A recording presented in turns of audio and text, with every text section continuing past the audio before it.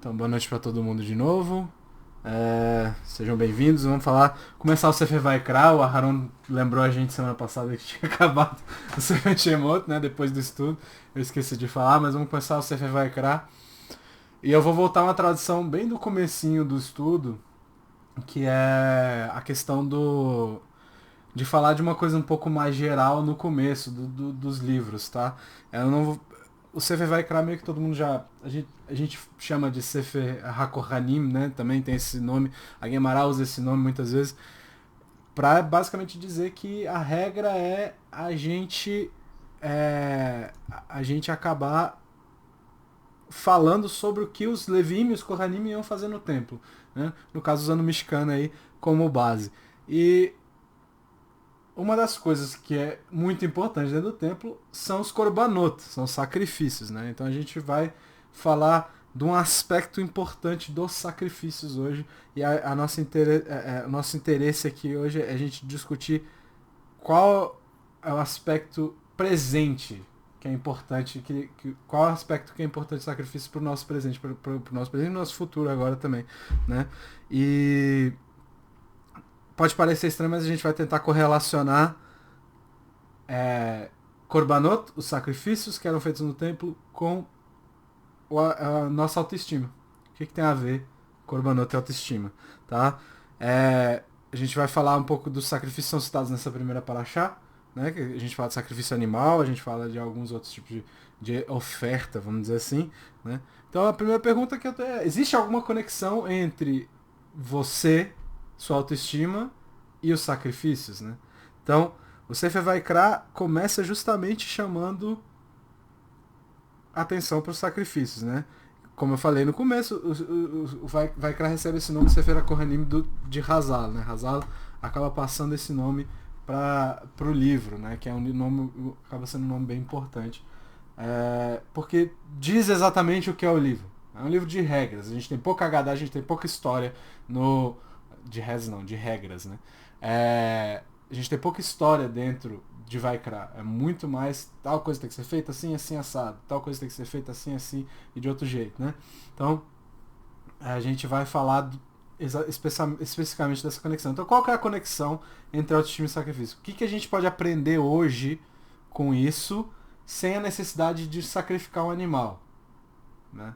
Qual é a grande ideia do assunto autoestima que, no fim das contas, meio que é um clichê hoje em dia, né? A gente falar de autoestima e tal, muitas coisas hoje em dia falam disso, né? Então, a gente vê uma série de mídias falando de autoestima, de lugares em quais essa ideia é citada. Mas se a gente voltar lá para o século XIII, no Rabbeinu Yonah, a gente vê ele dizendo que isso é uma coisa essencial para Avodá, para Avodá Hashem, para o que a gente tem que fazer com relação a Hashem, né? Então, a gente vê no Sharei Avodá, no Rabbeinu Yonah, ele diz que a gente precisa prezar pelo que nós somos. E esse seria o primeiro passo para você ter um Avodá Hashem, para você ter um serviço adequado, vamos dizer assim. Ele escreve mais ou menos o seguinte: ele diz que o primeiro passo é perceber o seu próprio valor, é reconhecer as suas qualidades e as qualidades dos nossos antepassados, a grandeza deles, a importância e quanto Hashem os amou e nos ama. Então, quando a gente faz isso, a gente adquire a confiança e tudo que a gente faz, pensa, diz e, inclusive, a nossa forma de conduzir nossa vida muda. Tudo isso muda quando você percebe essas coisas, quando você adquire essa confiança, né? Então a gente deve ter orgulho de onde a gente veio, segundo o Rabbeinu Yonah, e viver com entendimento de quem somos e de quem queremos ser, né? Isso é importante. Deixa eu só ver o que houve com o volume aqui. Melhorou aí? Pera aí. Vou tentar ajeitar aqui. Melhorou? Alô? Melhorou? Tá. Se acontecer alguma coisa aí, me fala que eu fico de olho aqui. Então eu vou voltar um pouquinho. Então quando a gente adquire essa confiança, tudo que a gente faz, pensa, diz e a nossa forma de conduzir a nossa vida acabam mudando. Então a gente tem que ter o orgulho de onde a gente veio, viver com o entendimento de quem somos e quem queremos ser, principalmente quando confrontados com situações muito difíceis. nas quais a gente não sabe o que fazer, né? A gente e aí ele usa um termo que é interessante. E quando a gente é confrontado dessa forma, não ter vergonha da nossa relação com Hashem, ou seja, não ter vergonha de Hashem, mas mesmo que você não entenda o que está acontecendo, entender que você não pode desapontar seu pai, seu avô, seu bisavô, e aí ele é uma referência à ideia de toda essa linhagem, de toda essa linhagem espiritual que vem lá dos avôs, né? Então, essa pode ser uma das maiores motivações para fazer alguma coisa. Saber o seu valor. Tanto o valor da coisa quanto o seu valor em relação àquela coisa. Aliás, o valor da coisa em relação ao seu valor, né? Então, é muito comum a gente não conseguir fazer isso, inclusive. É muito comum você se subestimar. Você olhar e falar, não consigo fazer isso. E isso é uma coisa da qual eu costumo falar nos estudos, né? Eu costumo citar essa ideia de que a gente acaba se subvalorizando por muitas coisas e isso impede que a gente faça coisas muito importantes na nossa vida. Então, essa ideia de subestimar é muito, muito perigosa, né? E é interessante a gente observar as discussões quanto a isso dentro da Torá, seja a Torá escrita, seja a Torá oral, né? E quando a gente fala do Mishkan, da construção do Mishkan, por exemplo, eu botei aí no número 1 o Midrash Shemot Rabbah de uma discussão entre Moshe e Hashem. Quando Hashem fala para Moshe construir o Mishkan, ele fala, vai aí e constrói. E aí Moshe pergunta para ele assim, é possível para Israel construir o Mishkan, mesmo que todos trabalhem juntos para isso? Ou seja, eu não consigo ver essa força, né? Moshe falando, eu não consigo ver essa força espiritual para a gente construir, para a gente trazer a Shekinah, trazer a presença divina para a Terra. E Hashem responde o seguinte, Hashem respondeu, até um indivíduo de Israel seria capaz. Então, até uma pessoa seria capaz de trazer a santidade. Ou seja, a gente tem essa capacidade de receber a Shekinah sozinhos, e não precisa necessariamente do mexicano, né? Óbvio que o mexicano facilita uma série de coisas, e ele é importante para outras coisas também, né? Então, o que Hashem está dizendo é que basta um querer que tá ok, que vai ser feito, né? Então, Moshe queria saber como que eles iam conseguir trazer essa Shekinah, como que eles iam trazer a presença divina. E de onde que viria tanta força assim, né? Então, Hashem responde, até uma pessoa seria o suficiente, né? Uma pessoa que tenha, com a sua Kedushá, que tenha a Kavaná, que tenha a vontade, que tenha, com a sua santidade, seria capaz de fazer isso. E a gente tem que lembrar que Moshe era um cara brilhante, né? Ele não era um qualquer, né? Moshe era um cara brilhante, mas ele não conseguiu ver a situação de uma forma correta, ele acabou subestimando a força espiritual, tanto dele, quanto do povo inteiro. Então, esse Midrash traz essa ideia que é importante. A gente não pode se subestimar de forma alguma, né? Porque grandes coisas podem sair de nós se a gente não ir por esse caminho negativo, vamos dizer assim. Então, no fim das contas, é uma grande fonte de poder que a gente tem para acessar, né? Então, e até os gigantes às vezes subestimam a si mesmos ou a outros, né? Então muitas vezes a gente acaba falando com alguém, a gente acaba observando alguém falando e acaba pensando, cara, que pessoa arrogante, né? Sempre tá se achando bom ou qualquer coisa parecida. Mas muitas vezes quando a gente faz isso, a gente tá entendendo a coisa toda errada, né?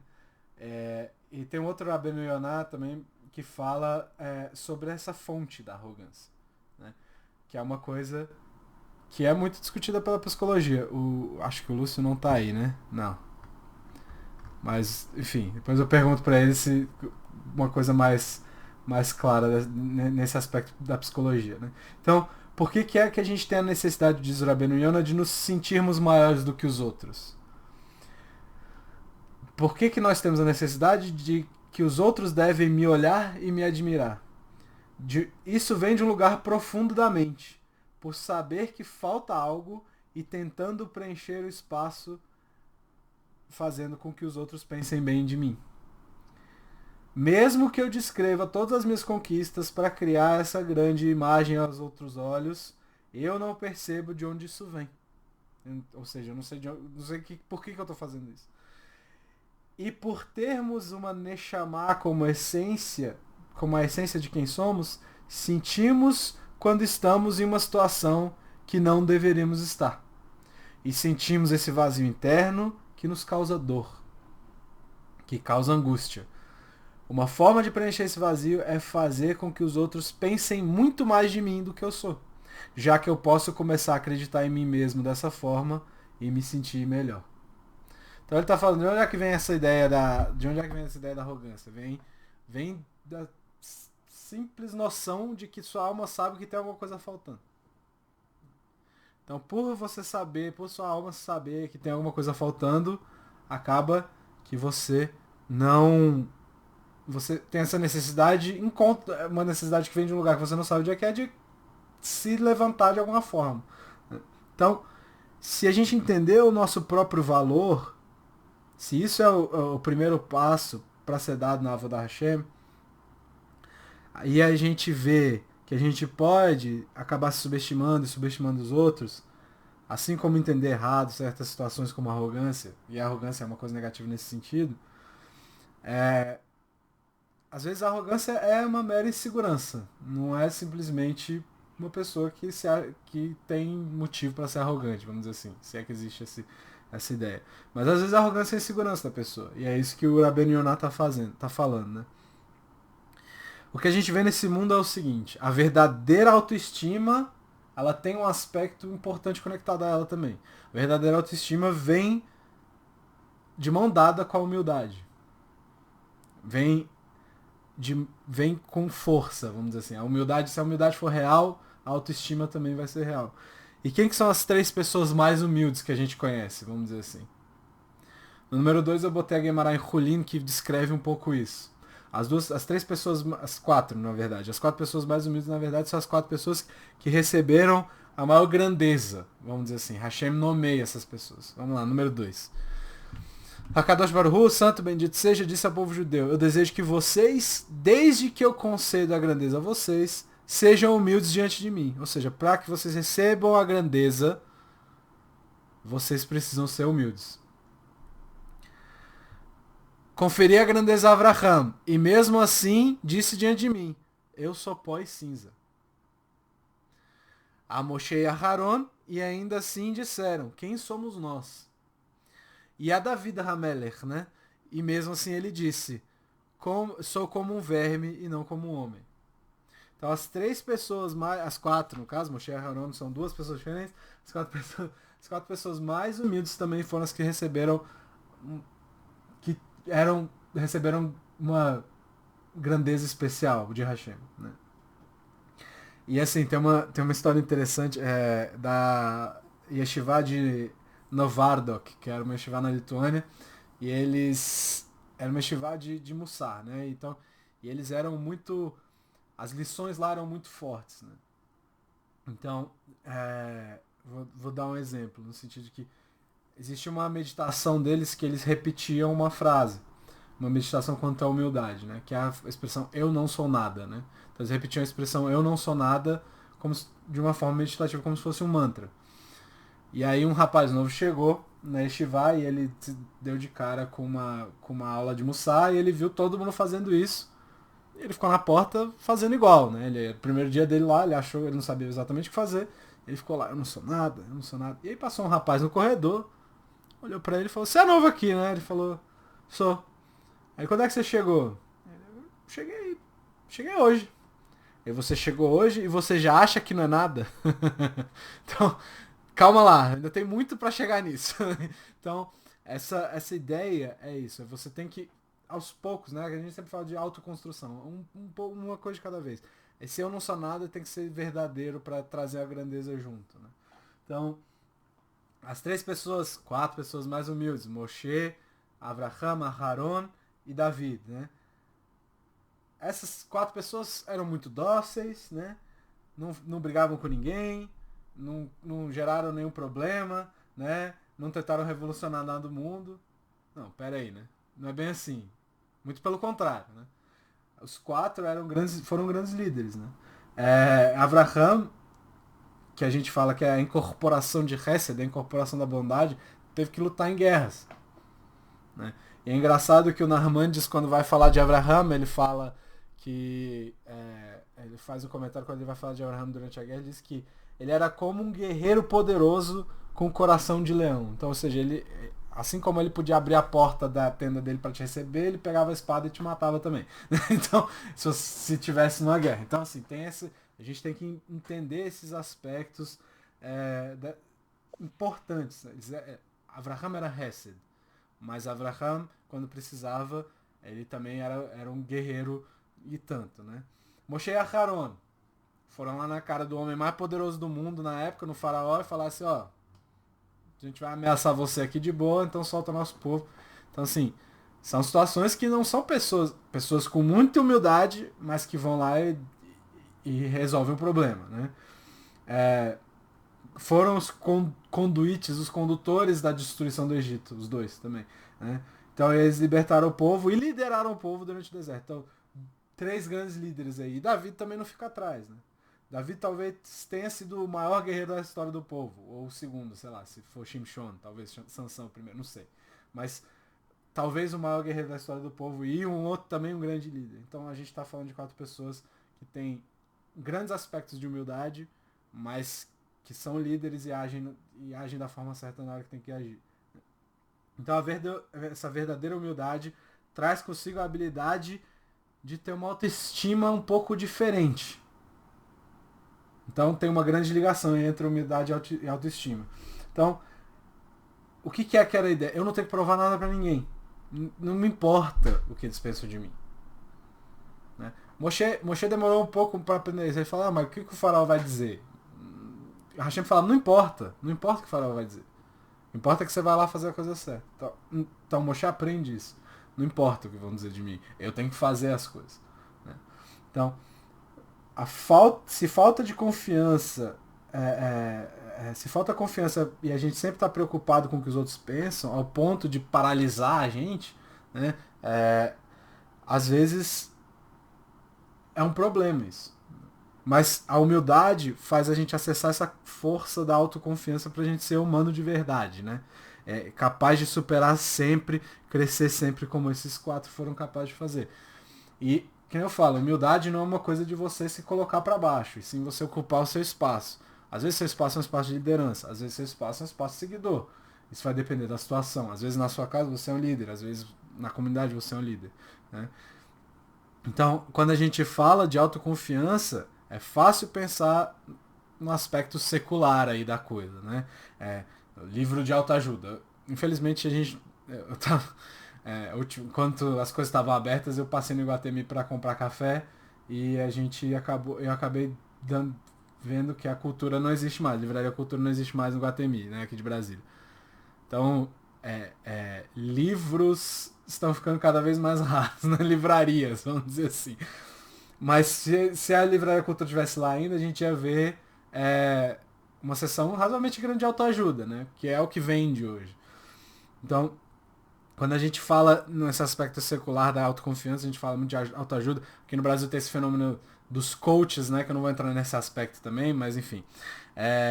Então, eu trouxe aqui uma fonte médica, para não ficar no meio termo ali. Eu trouxe uma fonte médica um pouco mais científica da definição de autoestima, segundo a Mayo Clinic, lá dos Estados Unidos, tá?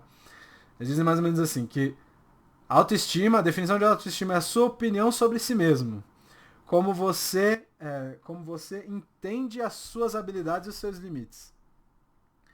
Uma autoestima saudável faz com que você se sinta bem e que mereça respeito dos outros.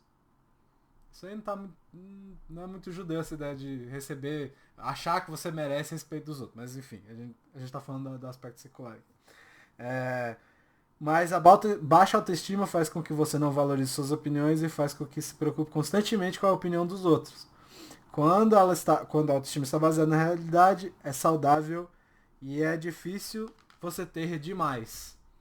Ostentar e sentir-se superior aos demais não é um sinal de uma grande autoestima, mas sim um sinal de insegurança e possivelmente de baixa autoestima. Quando nos valorizamos e temos autoestima saudável, podemos nos sentir mais seguros e que valemos a pena. Manter uma visão realista e saudável sobre si mesmo não é chamar a atenção para si, mas aprender a gostar de si mesmo, mesmo com seus defeitos. Assim, tem algumas coisas parecidas com o que o Rabbeinu Yonah falou há mais de 800 anos atrás, né? Mas umas partes não são muito judaicas que eu estava falando, né? Essa ideia de achar que você merece respeito porque você, sei lá, por X ou Y não faz muito sentido pra gente. Mas isso será pop psychology, né? Psicologia clássica ou psicologia famosa, sei lá, psicologia pop. Mas e se eu não gostar de como eu sou? Se eu não gostar de como eu tô agora? E se eu tenho vários defeitos que me incomodam? Minha autoestima é simplesmente aceitar isso e seguir minha vida? Isso é ter boa autoestima, né? Então, se eu perco a paciência, eu grito com alguém que é importante, com alguém que eu gosto, simplesmente porque eu sou assim, é isso e pronto. Né? Se eu amo alguém, isso quer dizer que eu tenho dificuldade e você tem que gostar de mim independentemente dos meus defeitos. Como funciona isso exatamente? Né? Mesmo existindo muito conhecimento válido, e eu sou um cara aqui que defende várias vezes isso. Eu não acredito nem um pouco que o judaísmo tem todos a única fonte de conhecimento válido. A gente já falou de ciência de Torá ao mesmo tempo aqui, e eu acho que é válido a gente sempre falar que existem opiniões. Inclusive o Maimonides escreveu o Moreh Nevuchim, escreveu vários livros baseados em filosofia grega, falando assim, ó, isso aqui é bom, mas a gente tem que tomar cuidado com certas coisas. Né? Então, eu tenho dificuldade de encontrar, na verdade, nesse caso, considerando isso tudo, uma fonte que acerte no alvo, vamos dizer assim, quanto a essa ideia verdadeira de autoestima, considerando a visão judaica. O que é o que é que tá faltando nessa definição aí? Isso, e essa vai ser a pergunta que vai fazer que vai nos levar até os korbanot, que vai nos levar até os sacrifícios. Né? Uma pessoa quando lê as partes de Vaikra, essas partes sobre os korbanot em Vaikra, que são essas partes razoavelmente descritivas, vamos dizer assim, tem que matar o animal, aí você tira a perna e faz isso, tira os órgãos e bota no fogo, aí pega o sangue e faz aquilo outro. São bem descritivas. Pode acabar se perguntando por que é que a gente tem que fazer isso? Por que é que a gente faria algo tão desagradável? Né? Por que a gente simplesmente não pega um buquê de flores bem bonito, grandão, qualquer coisa parecida, e a gente oferece isso no lugar dos sacrifícios animais? Seria um show também, seria bonito, não seria tão desagradável, né? Por que a gente tem que matar os animais? Né? Então, vamos voltar lá no primeiro sacrifício antes da gente chegar nas conclusões, né? Qual que é o primeiro sacrifício que aparece na Torá? O primeiro sacrifício que aparece na Torá é um que também gera problema. Primeiros sacrifícios da Torá são feitos por Caim e Hevel, os irmãos, né? Então, a gente vai ver hoje uma interpretação um pouquinho diferente da tradicional, né? Eu botei a interpretação do Rabi Yosef Albo aí no número 3, vamos dar uma lida aí. Podemos nos tornar cruéis e insensíveis ao matar animais.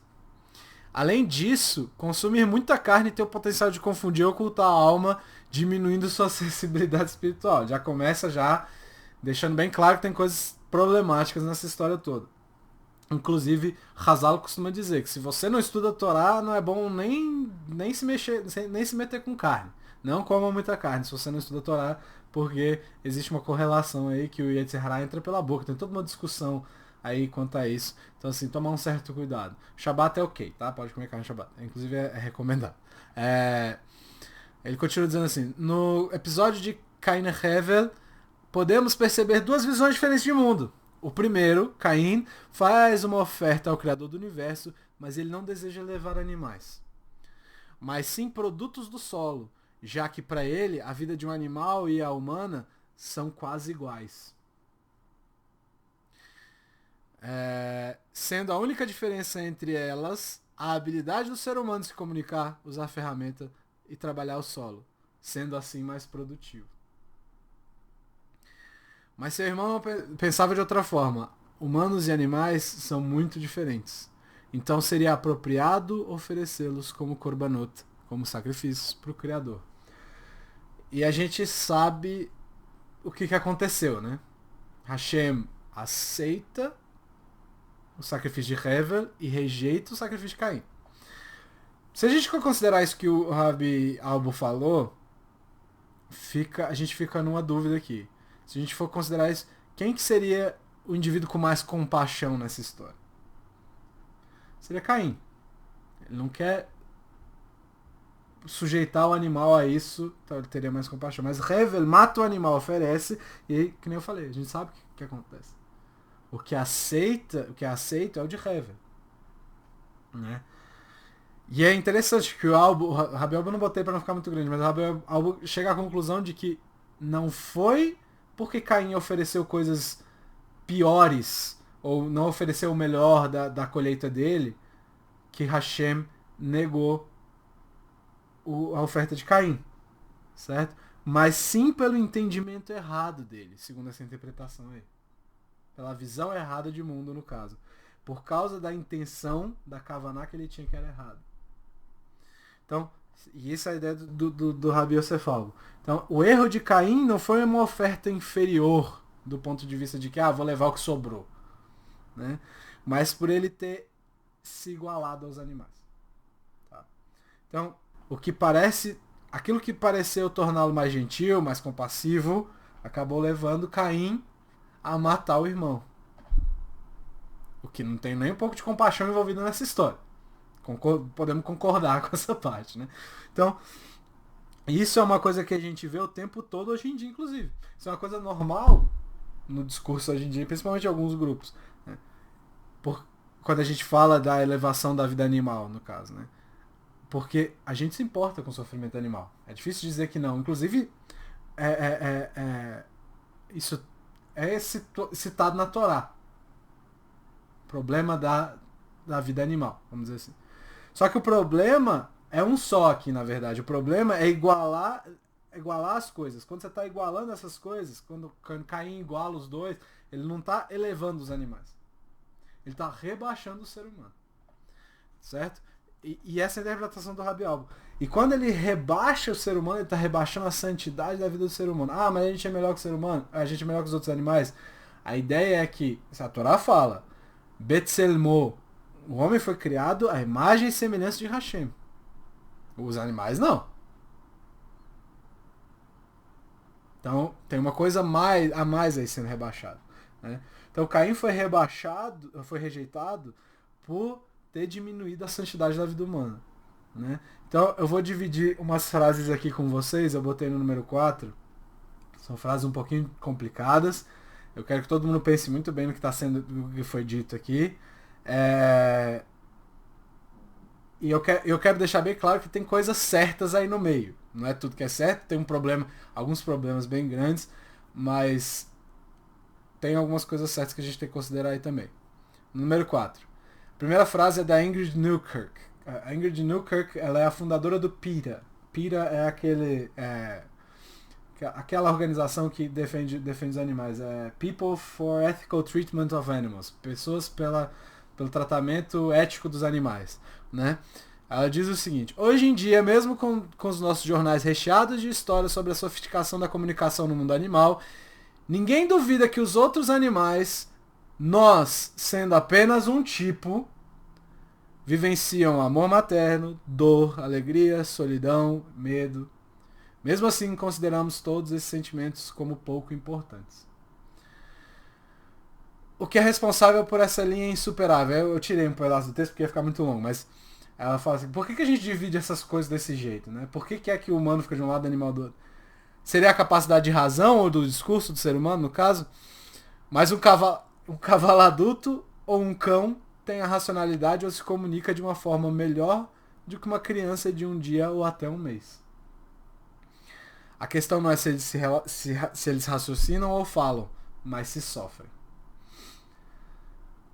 E aí, o final pra mim, e o final inclusive pra Torá é assim, é uma coisa que ela fala certo no final. Quando ela fala que a questão não é se eles raciocinam ou se eles falam, mas se eles sofrem. Tá? A gente não pode ignorar, inclusive, esses sentimentos que ela falou, né? Principalmente considerando nos considerando indivíduos que buscam melhorar, que buscam seguir Torá, que buscam... isso não pode ser feito. Tá? A Sheritá, por exemplo, o jeito kasher de matar o animal é feito da forma mais adequada no sentido de evitar sofrimento do animal. E por mais que tenha algumas pessoas que digam, eu fui até atrás dessa coisa por causa de uma discussão que se promoveu sobre kashrut um dia, É, por mais que existam pessoas que dizem, tem estudos e tal, não existem esses estudos, pelo menos eu nunca achei e eu já fui atrás. Então, assim, a gente tem tradicionalmente essa ideia de que a Sheritah é o jeito mais apropriado, porque inclusive o Talmud descreve como não existe a faca tem que estar tão afiada que não dá nem para sentir a faca, tá? Então ela não pode ter nada errado. Então assim, a ideia da Sheritah segue essa ideia de evitar sofrimento animal. E a gente estava falando antes, comer muita carne não é muito legal também, né? Que foi o que o Rabbeinu Yonah falou. Aliás, Rabbeinu Yonah não, foi o Rabi Yosef falou. Então, existem essas coisas. Então, a gente sempre tem que ter isso em mente. Vou dar outro exemplo. No Shabat, ou quando você bota seus animais para descansar, você tem que dar comida para eles antes do que você se alimentar. Então tem uma série de coisas que levam em consideração tudo isso. O problema da frase dela, da fala dela, são as partes que nos guiam para o mesmo caminho de Caim.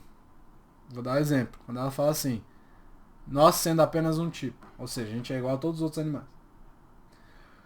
Ou quando ela fala que pra mim é um pouco chocante assim, dizer que assim, um cavalo, um cachorro adulto é comparável a uma criança de um dia ou um mês, né? Então são coisas que são um pouco complicadas, né? Do ponto de vista da Torá, a ideia que ela tem no final é válida, né? Existe uma proibição deoraita, ou seja, existe uma proibição da própria Torá de não causar dor ao animal, tá? Mas de não permitir que o animal sinta. Não só isso, se você vir alguém infligindo dor no animal, você não pode permitir também. Certo? Então tem uma série de coisas aí. E essa é uma grande discussão alárrica, inclusive. A gente não vai entrar hoje no assunto, mas a gente pode, quem sabe, discutir outro dia. Mas o problema tá nessas frases que dão vida à filosofia de Caim. Tá? Essa ideia, sinceramente, absurda de comparar um cachorro e um cavalo com um bebê complica a situação. Parece que ela está dizendo que não tem diferença qualitativa e simplesmente é um mero caso de uma função mais adequada. Como o cavalo adulto funciona de uma forma mais adequada que uma criança, é ok, ele é mais produtivo, então ele é igual, ele é melhor ou qualquer coisa parecida. Vamos continuar aí. O Peter Singer, que é o fundador de uma outra dessas, eu esqueci agora o nome, o fundador de uma outra dessas organizações, ele escreve o seguinte: ele inventou esse termo especismo e diz assim, basicamente, é o ponto de vista de que uma espécie, no caso a humana, tem todo o direito de explorar, escravizar e matar as demais espécies de animais por considerá-las inferiores. De modo similar, o sexismo ou o racismo, a discriminação especista pressupõe que os interesses do indivíduo são de menor importância pelo mero fato de pertencer a uma determinada espécie animal.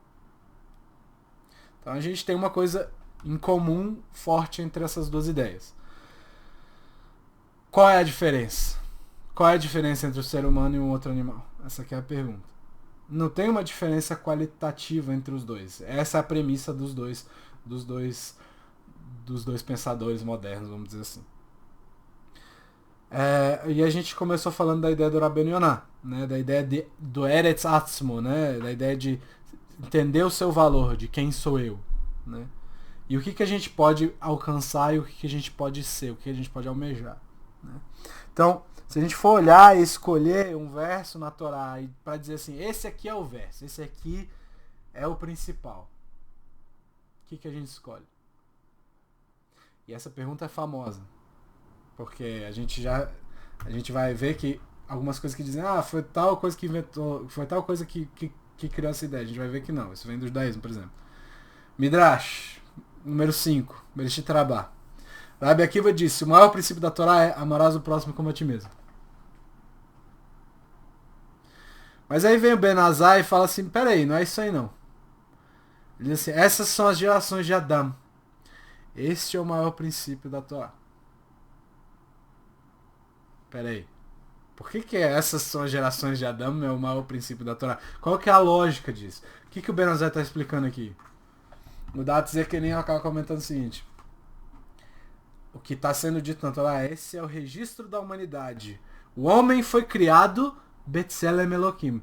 O homem foi criado à imagem e semelhança de Hashem.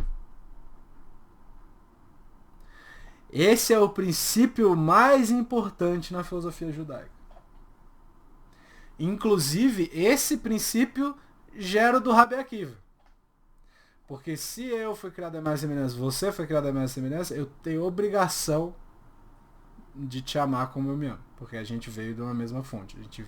A gente tem essas mesmas características, as mesmas qualidades. Então, esse é o princípio mais importante. Por quê? Porque sem essa noção a gente não...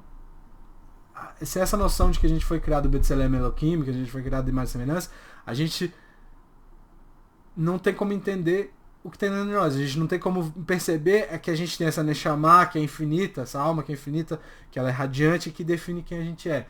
Não é seu corpo que define quem você é. Certo?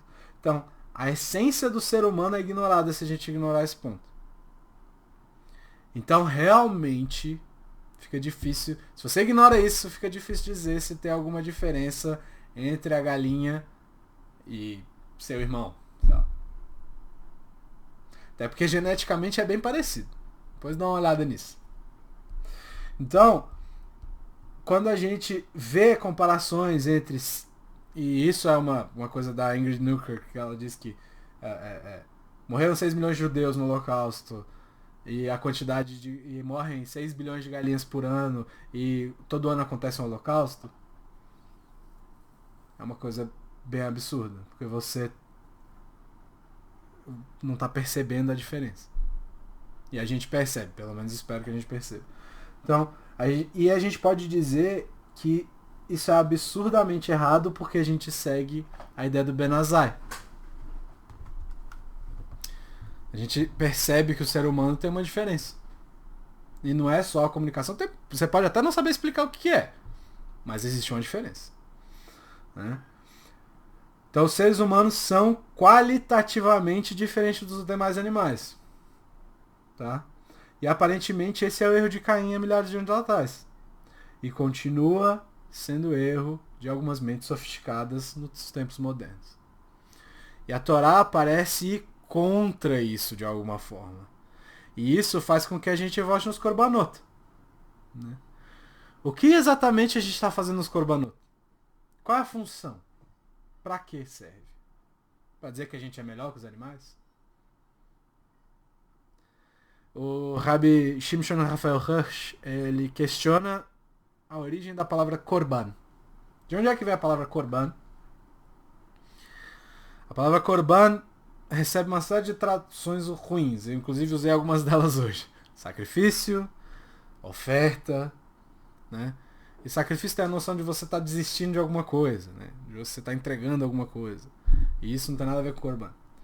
A oferta tem uma noção de que ou você está agradecendo alguma coisa, você está pedindo por alguma coisa. Também não tem muito a ver. O Rabbi Hirsch, então, ele explica que a palavra korban vem de kiruv. Kiruv, que é se aproximar. Então você se aproxima de Hashem fazendo os korbanot. Então o objetivo é se aproximar de Hashem. E aí o Maimonides, o Rambam, ele traz umas ideias sobre os korbanot no Mishneh Torah. Korbanot, segundo ele, são uma categoria, estão na categoria de hukim. Eles estão na categoria daqueles mandamentos que a gente não entende. Que a gente não tem a capacidade de entender. A gente tem os hukim e os mishpatim. Os mishpatim são mais claros, é mais óbvio o que é que eles estão fazendo. Os hukim não. Tá? Então, segundo ele, mandamentos que vão além da compreensão humana. Só que chega no Guia dos Perplexos, no Moreh Nevuchim, e ele diz que a gente tem que entender que que uma coisa específica acontecia no mundo naquela época. É impossível você desassociar a época do mandamento, por exemplo, nesse caso. O que acontecia na época?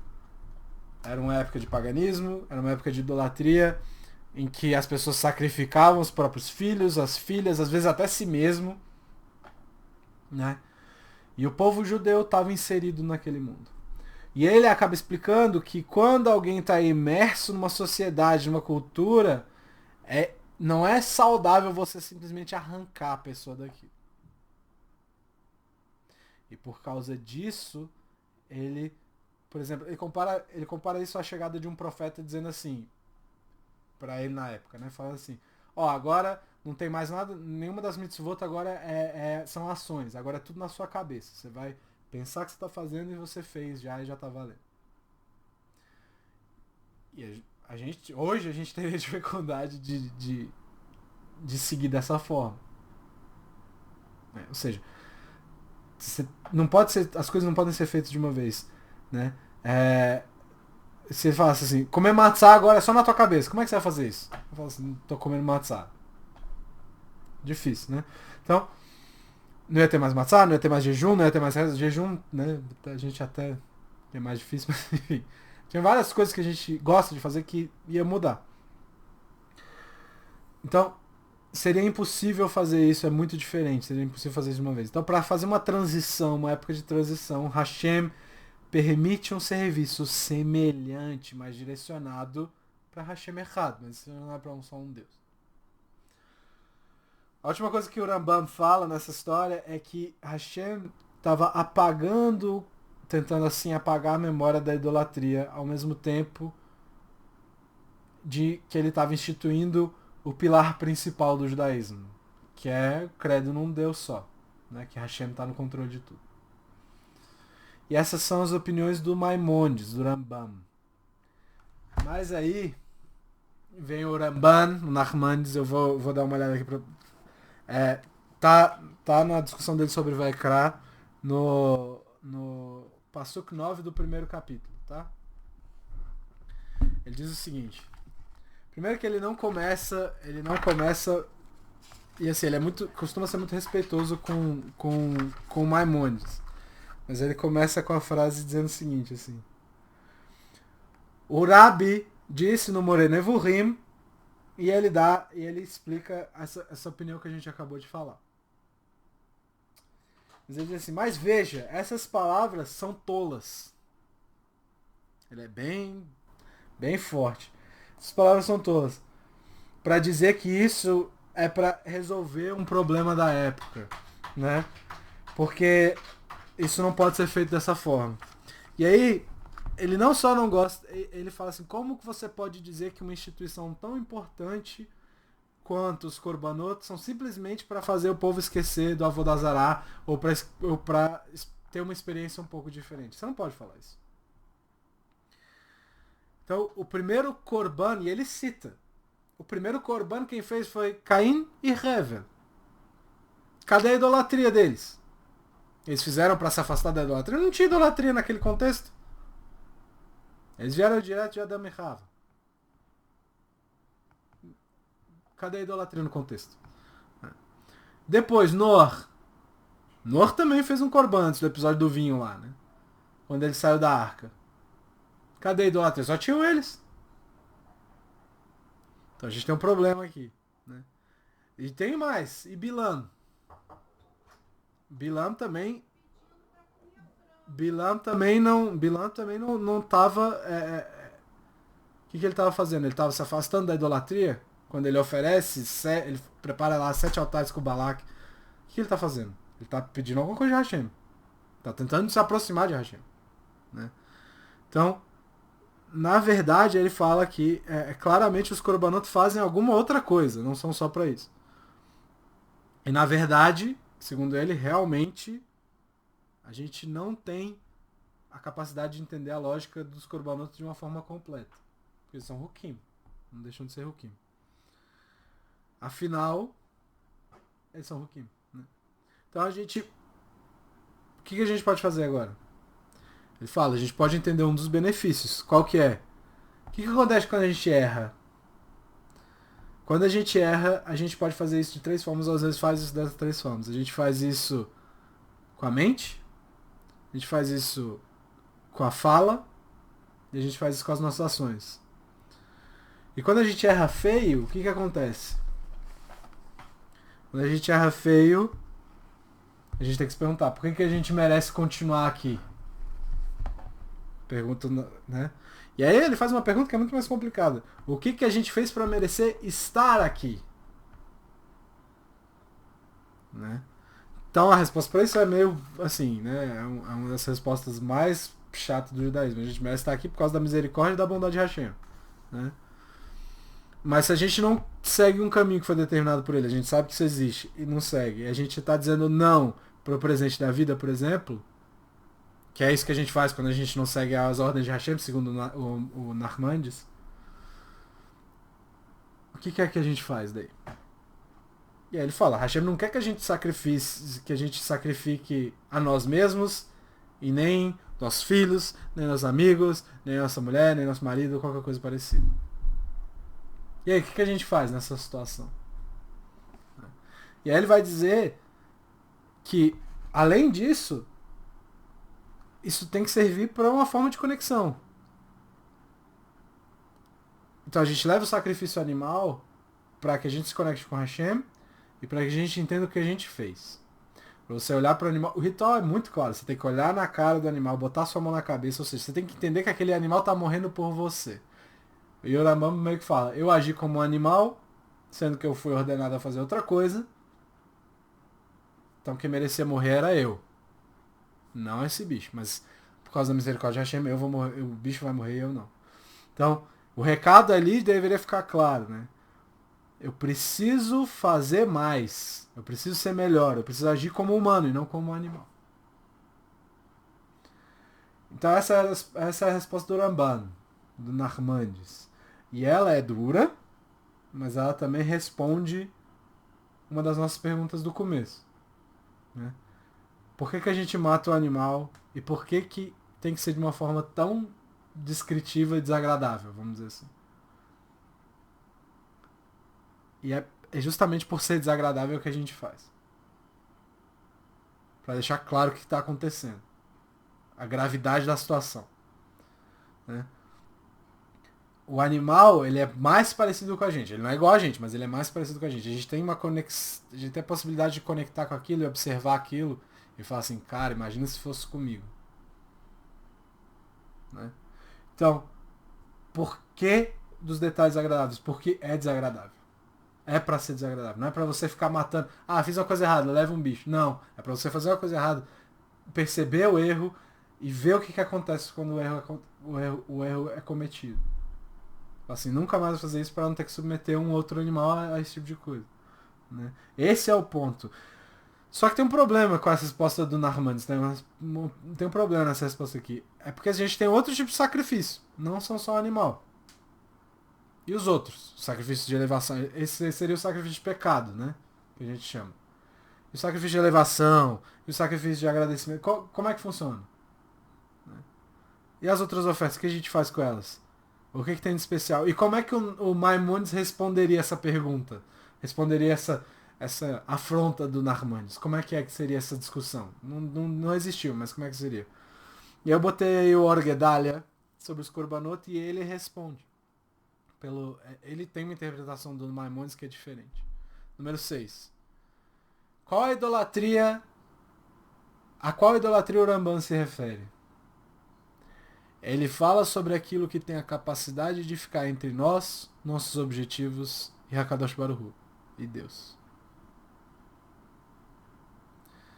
Na verdade, o Maimonides está falando de um sentimento de que tem uma coisa que está me distanciando de Hashem. Existe uma força que é capaz de ficar entre mim e Hashem. Entre mim e o que eu tenho que fazer. Isso vale para tudo, né? De uma forma geral. A gente usa Hashem aqui porque a gente está falando de Torá. Mas essa força que separa a gente dos nossos objetivos, os Korbanot, eles lembram que as nossas partes animais, a minha parte animal não define quem eu sou. É por isso, por exemplo, que eu estou me distraindo. É por causa dessa coisa que me coloca diante daquilo que eu tenho que entre aquilo que eu tenho que fazer e eu. Aquilo que está no meio me atrapalhando. Por isso que eu me distraio com facilidade. É por isso que eu me irrito. Porque a sua porção animal não permite que você faça o que você tem que fazer. Então, se a gente mata o animal na intenção de se livrar disso, de lembrar e tentar... E outra, o que o Corban está fazendo? É uma frase que é muito interessante na Torá, que é um aroma agradável para Hashem. É porque ele gosta de churrasco? Não. É porque você está elevando o físico. você está fazendo o que você devia estar fazendo nesse mundo. Não é porque Hashem gosta de churrasco. Né? Então, pro Rabbi Gedalia Shor, que é o autor do Or Gedalia, a idolatria referida aqui é interna. É você se render à fisicalidade do mundo e à fisicalidade do seu corpo. É você se render ao seu corpo. E isso é difícil porque o Yetzer Hara tem muito mais influência sobre o seu corpo do que sobre a tua mente, muitas vezes. Vou dar um exemplo. Quem já tentou correr na vida, sabe como é que e conseguiu, sabe como é que é. Você começa a correr, dá 5 minutos, seu corpo começa a gritar, você vai morrer. Para agora com isso. Você vai morrer se você continuar. Seu batimento tá lá em cima, você tá suando de um jeito que você nunca suou na sua vida, você sente dor em tudo quanto é lugar, e seu corpo tá literalmente falando que você vai morrer. Só que se sua cabeça fala assim, você não vai morrer coisa nenhuma e você continuar correndo, normalmente o que acontece é que passa essa sensação. Você cansa. Mas você não acha que você vai morrer depois de 10. Isso varia de pessoa para pessoa. Mas comigo é depois de uns 5, 6 minutos. Passa a sensação de que você vai morrer e você corre, às vezes 20, 30, 40, 50 minutos sem perceber teu cansaço da mesma forma. Então o corpo mente para você, para ganhar controle. Mesma coisa que às vezes você tá com fome. Você acha que você tá com fome, mas você toma um pouco d'água e passou. Né? Então, e o que isso tudo tem a ver com autoestima? Eu tô falando aqui tem sei lá quanto tempo, mas o que isso tudo tem a ver com autoestima? Para ter uma boa autoestima, segundo a Torá, segundo a Rabbeinu Yonah, a gente precisa entender que eu sou mais do que o animal. De que o aspecto físico, o aspecto da minha fisicalidade não me define. Certo? De que, por mais que eu tenha semelhança com cachorro e com gato, no fim isso não tem nada a ver com quem eu sou. E como que a gente consegue seguir essas instruções do Rabbeinu Yonah? De nos valorizar, saber como quem a gente é, no fim das contas, né? No fim das contas, a ideia é trabalhar constantemente com essa lembrança de o que define a gente não é o nosso físico, não é nosso animal, e sim nossa neshama, nossas almas, nosso jeito de pensar, nosso jeito de ver o mundo. E esse é o ponto maior dos korbanot. A elevação do físico. Você botar o físico para ser mais espiritual. Então, a ideia é abater o animal interno. Eu vou abater meu animal interno, mas eu não posso jogar ele fora, porque isso seria desperdício. É abater de uma forma a elevar o animal interno. Certo? Então, a gente vai falar de isso me lembra meu pai e minha mãe às vezes, né? O que acontece quando ele... Meu pai é um cara muito difícil de elogiar. Minha mãe também. Às vezes minha mãe também. São pessoas difíceis de elogiar. Mas... E eu aprendi uma coisa... Demorei a aprender certas coisas, mas a gente acaba aprendendo. Um elogio ruim seria você elogiar o menino, sei lá, porque ele tá correndo rápido. Por quê? Você corre bem. O que quer dizer a frase você corre bem? Você corre bem quer dizer que você corre melhor que muita gente. É uma comparação direta aí. Né? Então existe uma comparação aos outros. E isso é elogiar o físico. Então a gente entende bom, melhor normalmente tem uma comparação também. Você é o melhor corredor. Você é melhor que os outros. Né? Então, coisas mentais e espirituais, elas não são mensuráveis da forma tradicional. Então você não pode dizer essas coisas. Você pode dizer o que é bom e o que é ruim, mas você não só pode dizer o que é melhor. Então, ser um tzadik, você recebeu, tipo, alguém falava, você é um tzadik? Ser um tzadik é mais do que fazer tudo certo ou melhor do que alguém. Mas é estar pronto para seguir o caminho que Hashem põe diante de você. Por mais que alguém olhe para isso e fale, olha, esse caminho que você está seguindo não é bom. Ele não sabe. Ele não tem como medir. Certo? Então, qual que é o primeiro passo, segundo o Rabbeinu Yonah? É não pensar no animal, mas sim no espiritual, mas sim na alma, no mental. A gente não abate mais os animais no templo. mas a gente ainda tem um misber, a gente ainda tem um, um altar interno. Né? Dentro da gente a gente ainda tem um altar. E que a gente possa acabar batendo esse animal de alguma forma dentro de nós para que a gente possa seguir os caminhos que Hashem põe diante de cada um de nós. Boa noite, pessoal. Obrigado pela paciência de vocês. Eu espero que tenha ficado tudo certo. A gente vai terminar por aqui.